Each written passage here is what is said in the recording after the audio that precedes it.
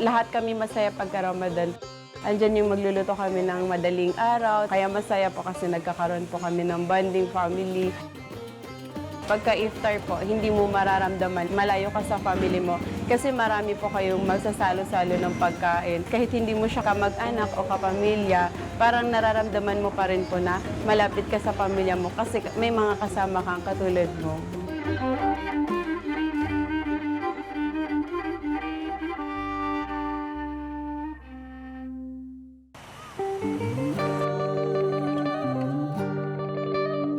Dito sa Quiapo, Manila, ang mga Maranao, Maguindanao, Tausug na nandito kasi pagka-adan na po, ibig sabihin yung bang po sa mosque namin. Lahat ng mga Muslim pumupunta po sa mosque, so para mag-prayer po.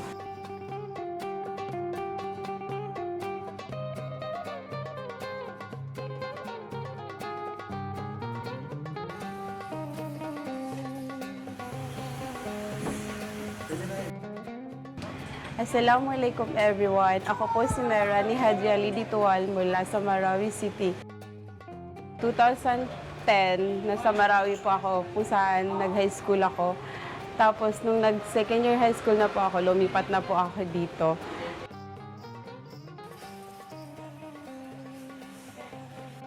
Yung tita ko pa po yung may-ari noon. Kumbaga pagod na po siya. So, naging naging Jadid Halal Food Restaurant na po siya.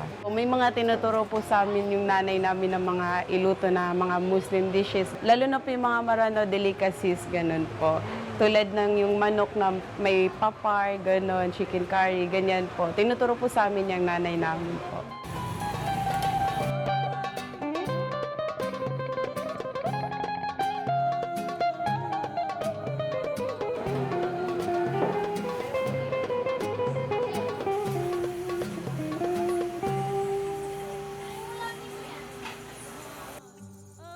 Ako po si Khalid Haji Gapor Giling, ang may-ari po ng restaurant na to. Ang dating may-ari yung biyanan ko, binigay nila to sa amin, kaya kami nag-continue. Actually, sa naman, yung sa pagluluto, pag tuloy yung sangkap mo, yun, mas masarap talaga yung result ng gawa mo.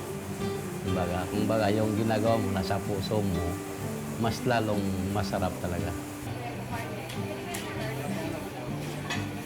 Ang Ramadan po is yan po yung mas kailangan po namin pag-anuhin yung kumbaga yung pananampalataya namin sa Allah namin, ganun po. Yung pagiging mabuti, pagiging mabait sa kapwa, pagiging mapagbigay po, ganun po. Tapos po, kailangan po pagka sa Ramadan is bawal po yung lagi kang nagagalit, naiinis. Yun po yung pinakabawal. At saka bawal din pong gumawa ng mga ikakagalit ng Allah. Lahat kami masaya pagka Ramadan po, pagka paparating ng Ramadan kasi andyan yung magluluto kami ng madaling araw, 3 p.m. Kailangan mong gumising sa ganong oras para magluto-luto ng ikakain nyo po. Tapos sa suhoor, ganon.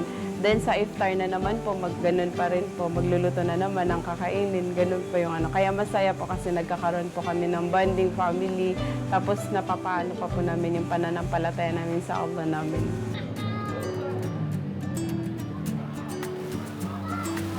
Dito sa amin, ang tinatangkilik na sa amin dito, yung tulad nung native chicken, balbakwa, saka yung pato. Yung sa Piaparan, kasi sa amin, lahat ng luto namin may kasamang tinatawag naming palapa. Yun talagang nagpapasarap. Pag nadagdagan pa yun ng Maggi, mas lalo pang sasarap. Sa native chicken Piaparan, first po, ginagawa namin, pinapalambot po muna yung chicken. Kasi pagka native, matigas yan. Ay paglagay pa lang doon, may mga nakalagay na nasangkap. Yung tulad, unang-una, yung magic sarap. Tapos yung magic din na chicken cube, ando na rin. Ito yung tinatawag naming palapa. Sili, labuyo.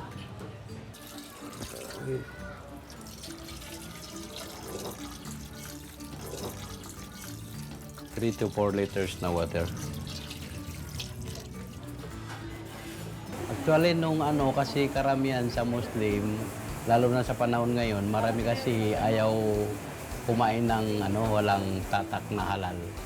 Nung pasukin ng magi yung halal din sila, sinubukan din namin gumamit ng ganong sangkap.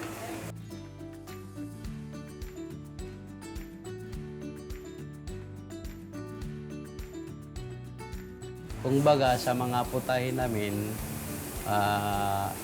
70%, pag naidagdag pa yung magi, naging 90% yung lasa, kumbaga. Mahalaga po at saka masaya po kami na nagkaroon po ng magi na halal.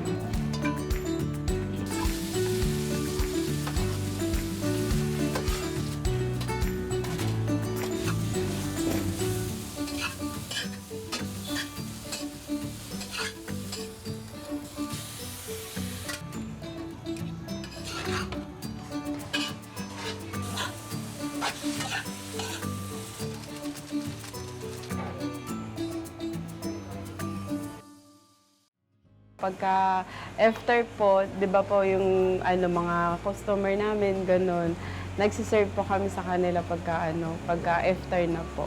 Dito din po, marami din po kami mga customer na dito po sila nag-i-iftar. Opo. Kasi ang Eid al-Fitr po, dyan po yung nagsasama-sama lahat ng pamilya, kailangan mong bisitahin yung mga ibang kamag-anak mo na masaya lang, gano'n. Hindi po lahat ng mga Maranao, Maguindanao, Tausug na nandito is kasama nila yung family nila.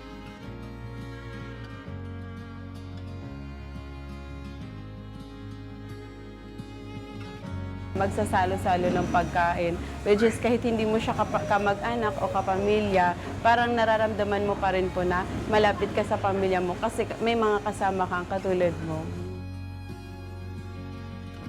Pag alam kasi ng isa na Muslim din yung yung kausap niya, ganyan, so parang nagkakaano po kami na, Muslim to, Isla, ganyan. So nagkakaintindihan po kami hanggang sa nagiging close, gano'n, nagkakaroon ng mga opinion sa isa't isa, hanggang sa nagiging magkakaibigan, gano'n po.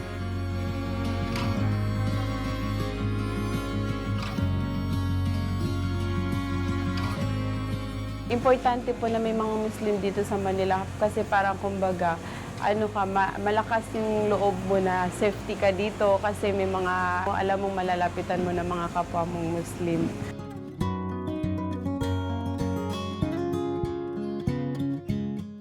Maganda po kasi pagka Ramadan, salo-salo yung pamilya, mas maganda yung pakiramdam mo, comfortable ka pag nandyan lahat yung pamilya mo. Yung pagiging closeness nila, doon mo makikita. Masarap po na may kasama ka dito sa Maynila na kapwa mo Maranao Muslim kasi nga po, kampante ka at alam mo na may masasandalan ka.